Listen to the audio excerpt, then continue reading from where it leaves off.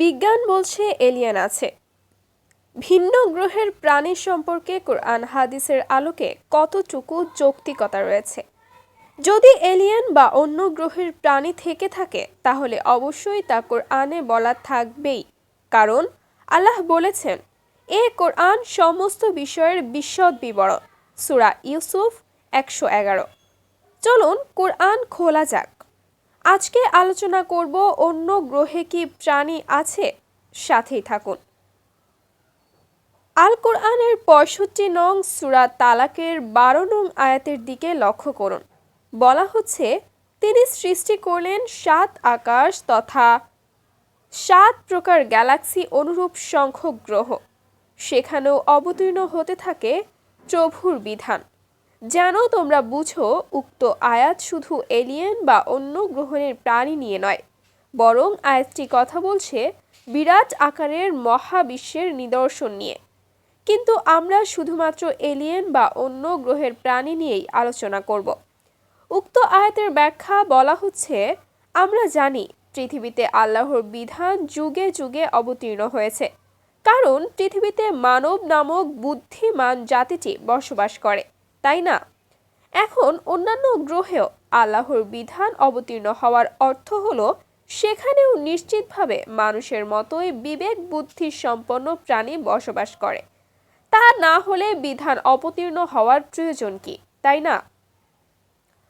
আর উক্ত আয়াতের শেষ অংশ বলছে, যেন তোমরা বুঝো। বুঝো বুঝো শব্দ দিয়ে আল্লাহ এটা বোঝাতে চাইছেন যে তোমরা আল্লাহর হুকুম মান্য করার মতো একক সৃষ্টি নও। এছাড়াও সূরা মাইদার 18 নং আয়াতে বলা হচ্ছে, তোমরা তার সৃষ্টি করা মানুষ মাত্র। এই আয়াতের ভাবার্থ এমন যে তোমরা তার সৃষ্টি করা মানুষ মাত্র, তিনি সৃষ্টি করেছেন তোমাদের মতো অনেক কিছু।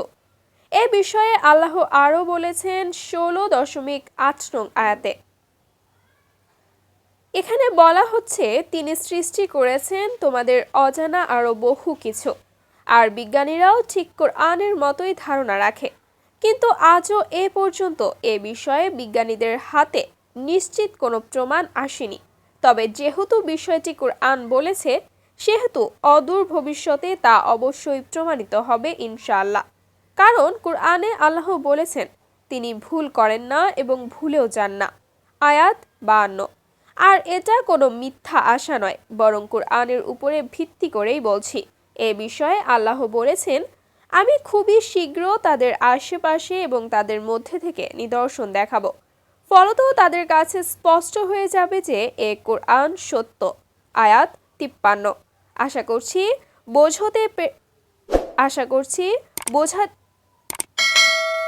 করছি বুঝতে পেরেছেন। আল্লাহ আমাদের কোরআনের প্রতি ঈমান আমল করার তৌফিক দিন।